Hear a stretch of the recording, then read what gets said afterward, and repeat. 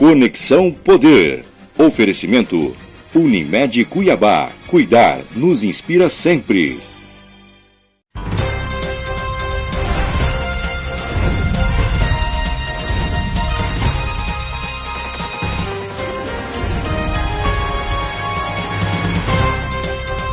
Oi, boa noite. O Conexão Poder deste domingo recebe o secretário de Segurança Pública de Mato Grosso, Alexandre Bustamante. Nós vamos conversar sobre a situação da segurança pública no estado, ou melhor, a falta de segurança pública em Mato Grosso. O Conexão Poder deste domingo está no ar. Fique aí.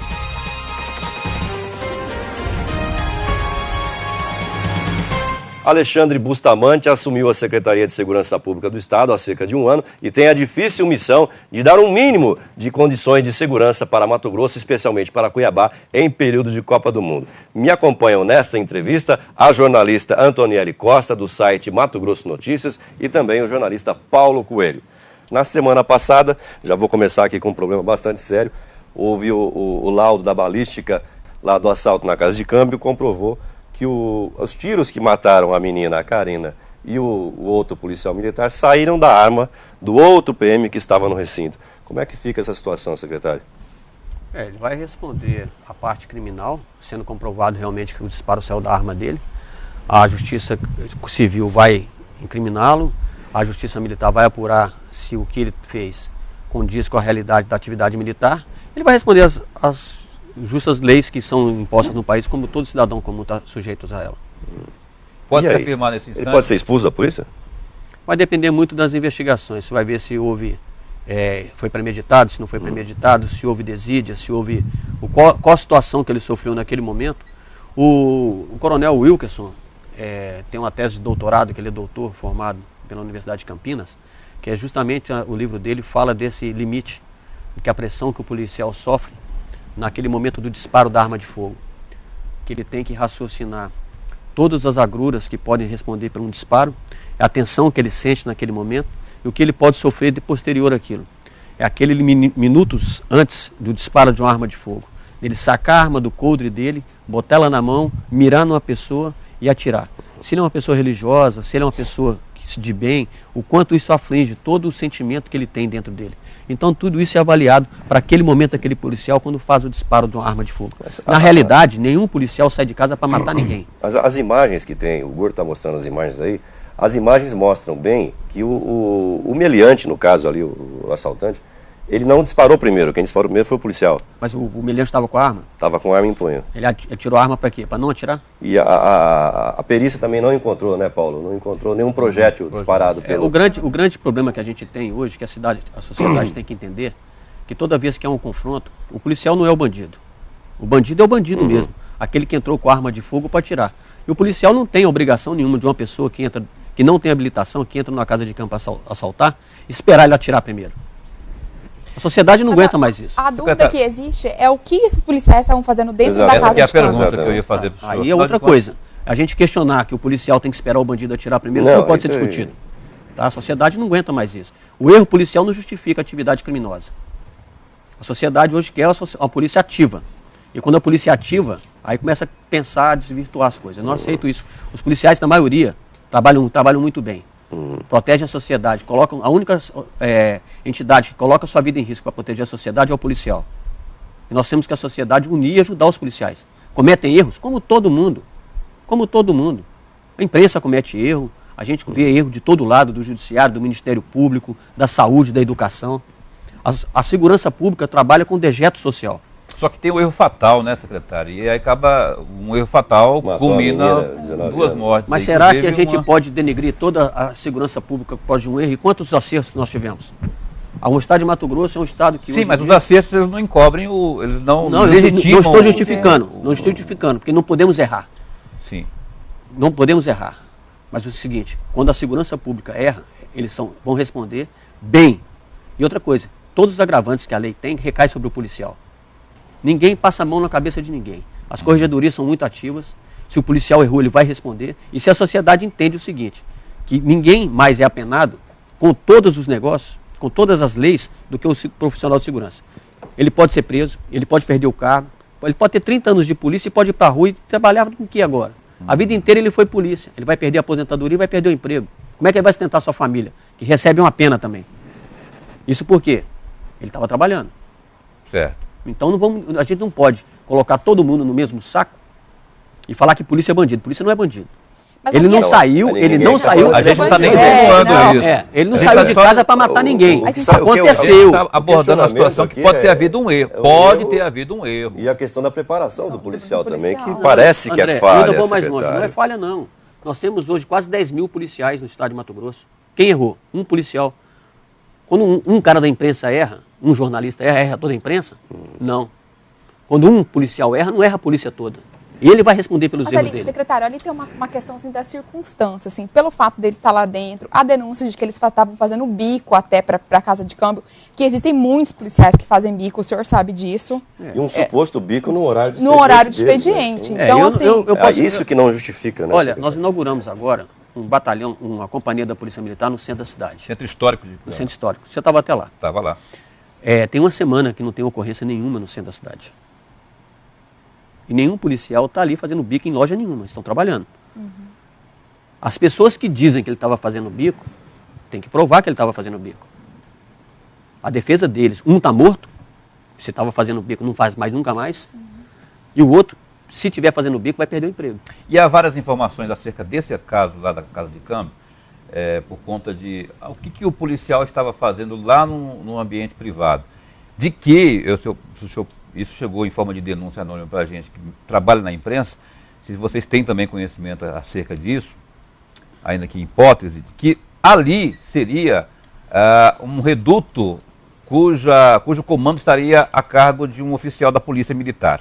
E que esse rapaz que estava lá dentro, que teria cometido o duplo homicídio, estaria a mando desse oficial da Polícia Militar. O senhor tem conhecimento disso? Existe alguma investigação nesse sentido? Ou o senhor está ouvindo falar disso pela primeira vez aqui? Seria um absurdo ter isso dentro da Polícia Militar?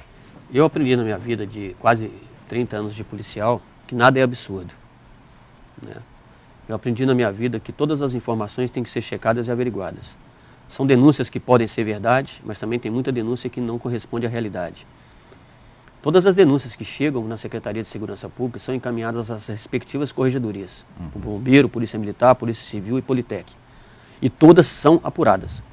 Muitas vezes, a formação da culpa recai o medo da sociedade, que a pessoa, muitas vezes, ela acha que aquilo é uma verdade, porque alguém disse para ela, mas não consegue comprovar que aquilo é uma verdade. É a mesma coisa o trabalho da segurança pública e do policial. Saber quem são os marginais, os criminosos, a gente sabe. Mas nós temos que trabalhar no limite da lei para fazer a formação da culpa e provar que aquela pessoa é criminosa. Porque a legislação pátria brasileira tem a presunção da inocência da pessoa. E cabe ao Estado provar que ela é culpada. Alguns países do mundo já inverteram isso. Cabe ao Estado provar que ela é culpada? Não. Ele tem que provar que ele é inocente. No Brasil já se evoluiu na lei de lavagem de dinheiro. O ônus da prova inverte. A pessoa que tem que provar que aquele dinheiro ela ganhou de forma lícita. E eu acredito, com a pressão social e a sociedade quer isso no futuro próximo, que essa inversão venha muito próxima. Que é o seguinte, a pessoa provar que é inocente e não a polícia ter que provar que ela é culpada.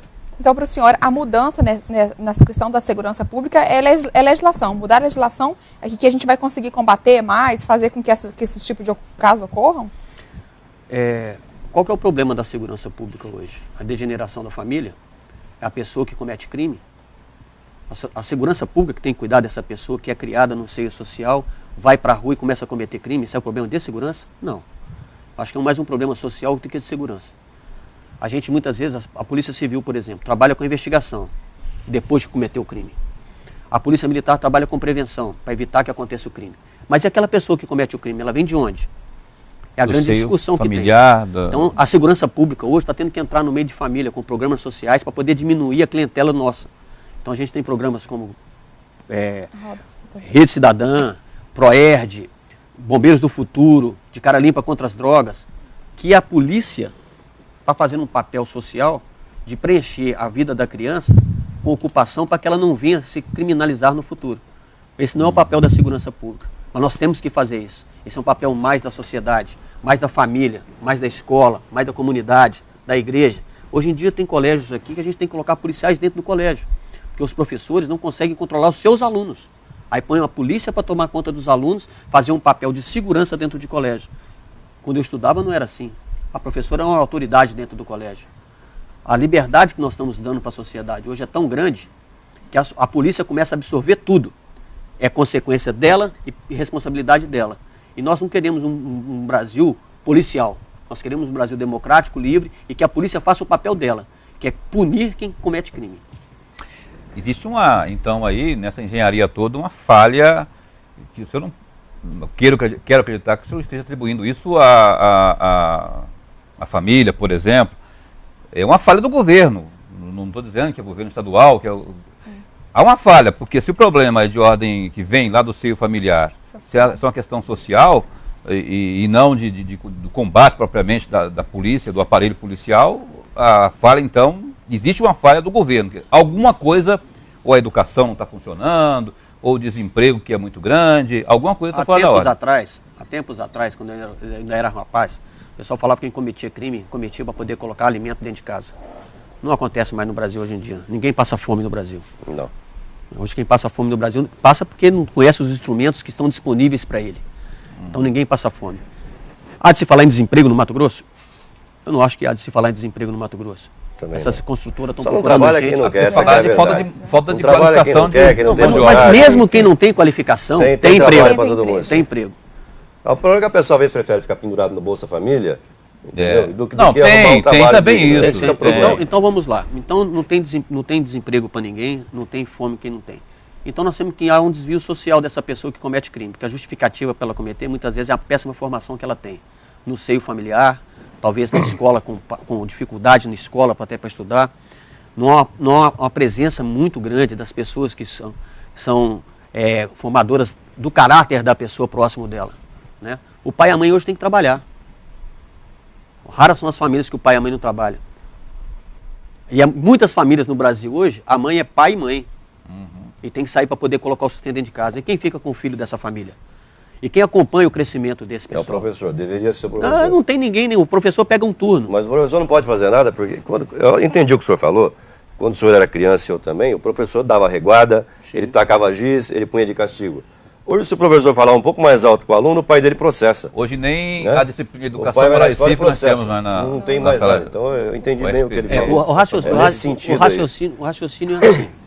Se você tem muitos direitos e não tem obrigações e deveres, você passa a questionar toda a estrutura que existe. Hoje, o aluno chega na escola, eu não estou questionando a estrutura propriamente dita de Estado, porque nem governo porque o governo passa, cada vez é um governo, e o governo vai passando e o Estado continua. E esse problema, eu acredito que não vai ser resolvido agora. É um problema que nós, talvez, tenhamos nossos netos resolvendo esse problema.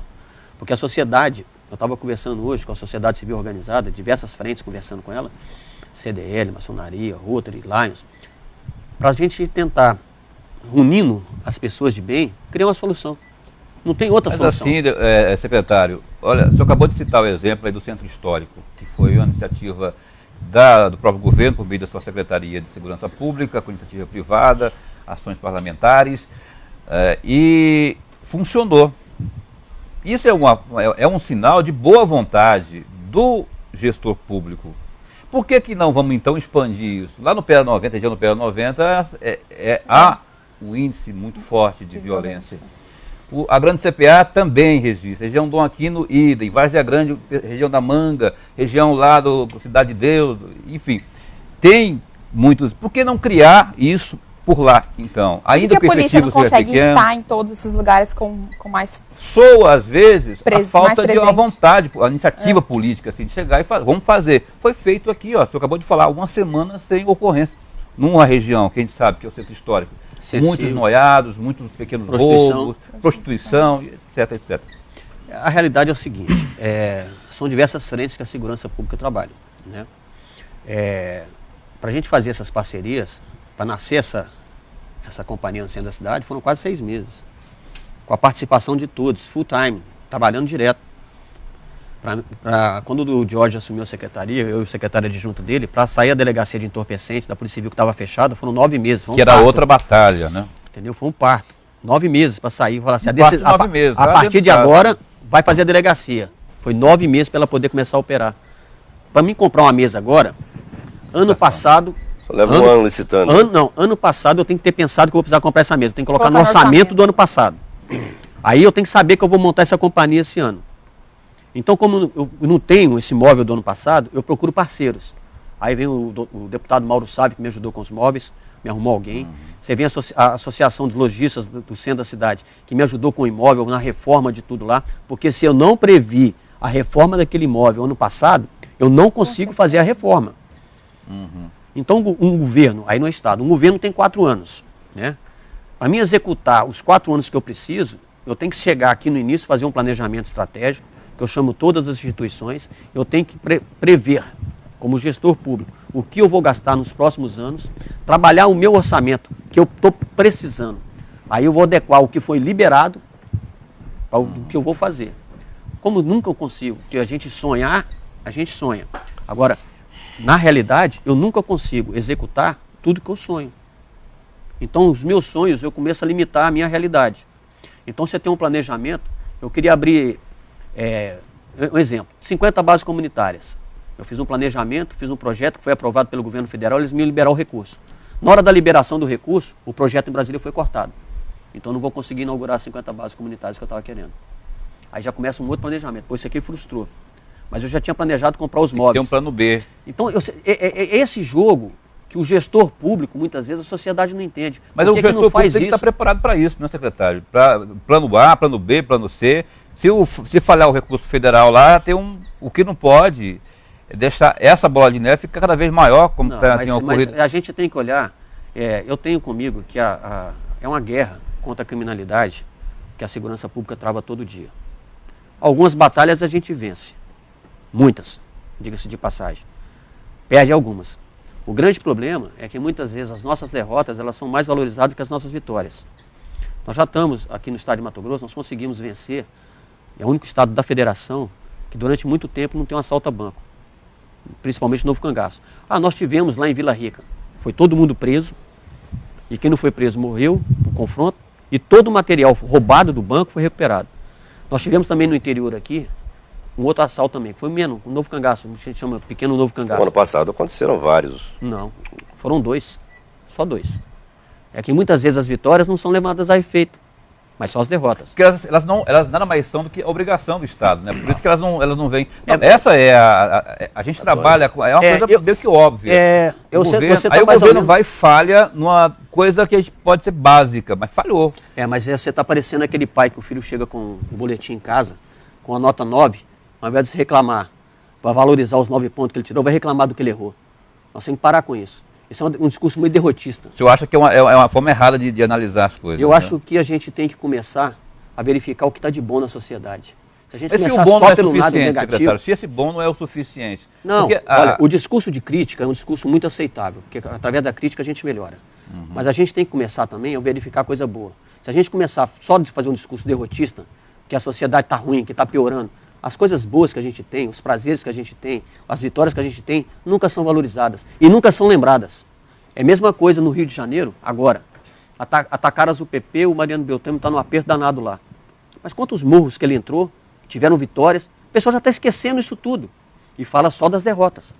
É igual aqui no estado de Mato Grosso. Isso é em todo lugar. Eu sei, mas nós temos que começar... eu não estou falando como secretário, eu estou falando como cidadão. Como policial também. Não, como cidadão, federal, sim. Né? A gente tem que começar a valorizar o que dá certo, gente.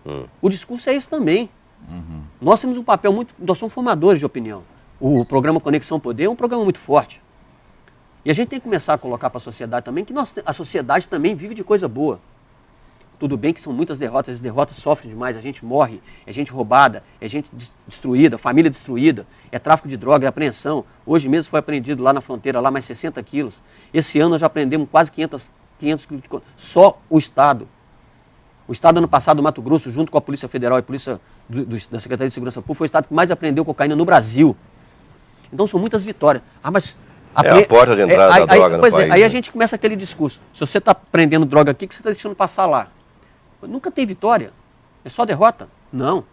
A Secretaria de Segurança Pública tem no interior do Estado abortado diversos assaltos, prendido gente. Sim. A gente tem conseguido. Quando há assalto, a gente tem conseguido dar uma resposta muito boa. Quando há roubo, a gente tem conseguido prender os meliantes.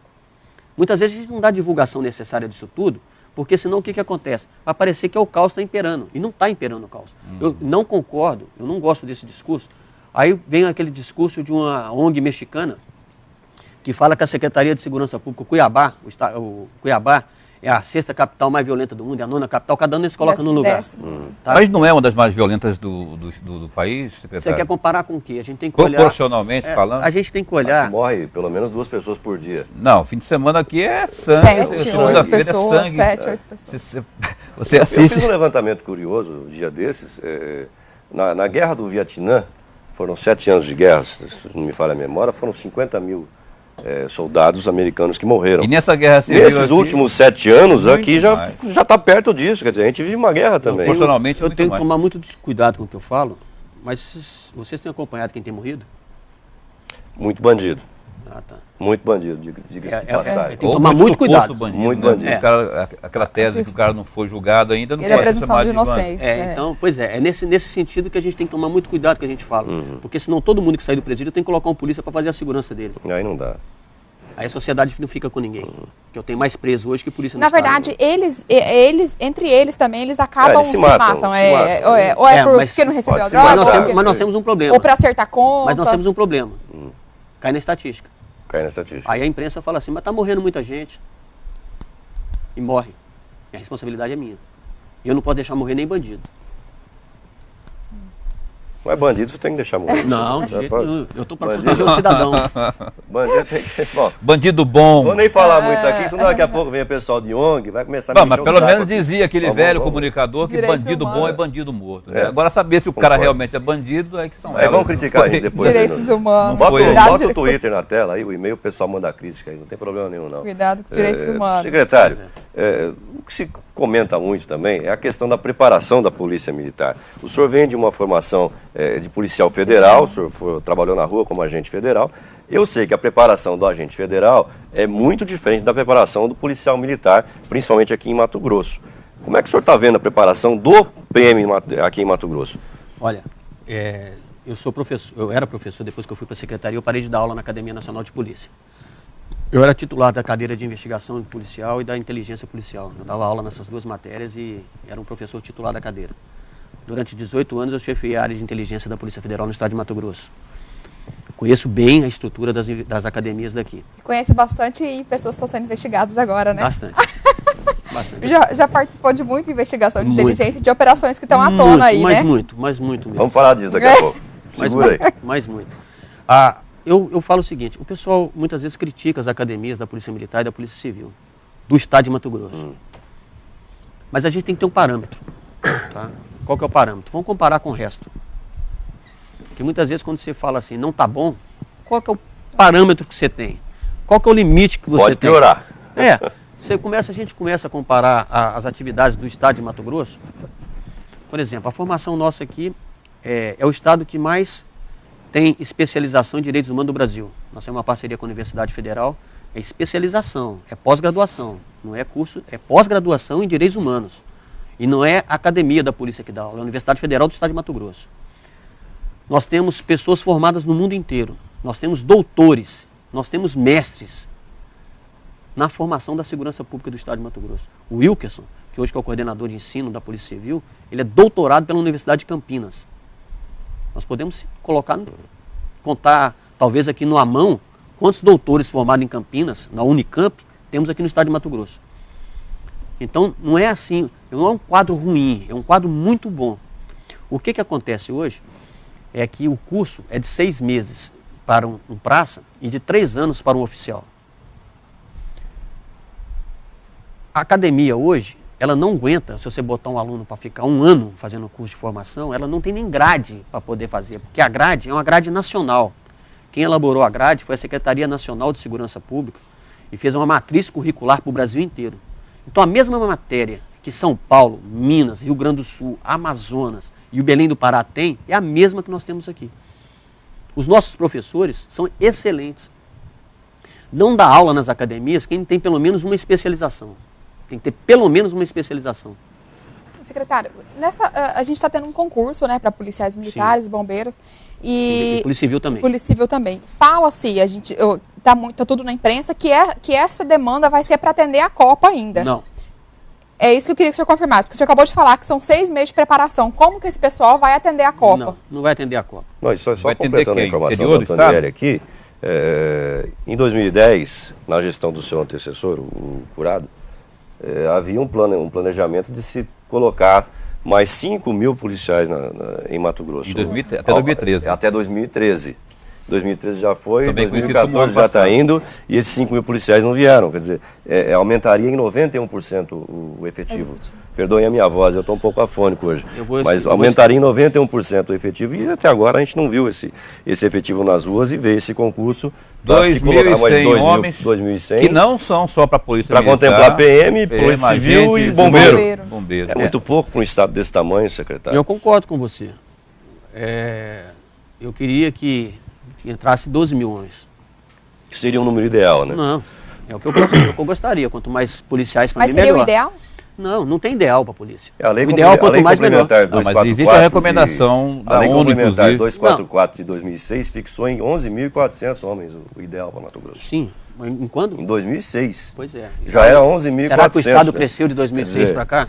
A demanda aumentou? Já tem muito tempo. Será que a violência secretário? cresceu? Mas o que acontece é o seguinte, do mesmo jeito que eu queria ter todos os policiais, o quadro cheio, eu queria ter 2 empregadas lá em casa. Queria ter um motorista, queria ter um mordomo. Todo mundo queria ter. Né? Só que eu tenho que trabalhar com o orçamento que eu tenho. O motorista na secretaria o senhor tem? Tem, não. Eu tenho um amigo que me ajuda. Na secretaria ele tem um motorista. Eu tenho um amigo que me ajuda lá, porque eu também vou no meu carro, volto no meu carro, faço a minha correria. E o pessoal tem uma brincadeira no jornal, até ri muito, porque eu sou atleticano, né? Sou mineiro, sou atleticano. E eu junto com o pessoal da prefeitura, nós estamos fazendo esse trabalho forçado aí na Cuiabá, que é a lei seca, né? A gente está fazendo umas barreiras finais de semana aí, dias de semana, para poder melhorar e diminuir a quantidade. Então, mesmo está assustando as pessoas que bebem e dirigem carro aí na cidade. Então, eu estava vendo um jogo do Atlético na quarta-feira passada, e vocês da imprensa, os amigos seus, colegas, me viram tomando a Coca-Cola, e eu estava no meu carro. Aí saiu uma nota no jornal de Cuiabá falando que o secretário Alexandre Bustamante, cumprindo a lei seca, estava tomando a Coca-Cola e confia na sua segurança, que estava sem sua segurança. Não tem lógica. Eu sou um cidadão comum, que ando pela sociedade, que vou no shopping, que vou no cinema, vou na feirinha, ando tudo. Mas o senhor, como bom policial federal, eu sei que o senhor anda com um trabuco na cintura e para se garantir também. É mais para proteger a sociedade que me proteger. Secretário, eu tenho que fazer um intervalo, secretário. Vou deixar uma pergunta no ar. Quando houve esse advento, esse incidente ou acidente ou fatalidade da Casa de Câmbio, o governador Silval Barbosa deu declarações na imprensa dizendo que a partir de agora iria endurecer o jogo contra a bandidagem. O que ele quis dizer com isso? E o que é que já foi feito em relação a isso? O que quer dizer endurecer o jogo? Quer dizer que a gente estava mole, então? Jogando mole com a bandidagem, secretário? Endurecer estava mole. Depois do intervalo o senhor responde, você em casa não sai daí. Já voltamos então com o secretário Alexandre Bustamante. É um instante só, até já.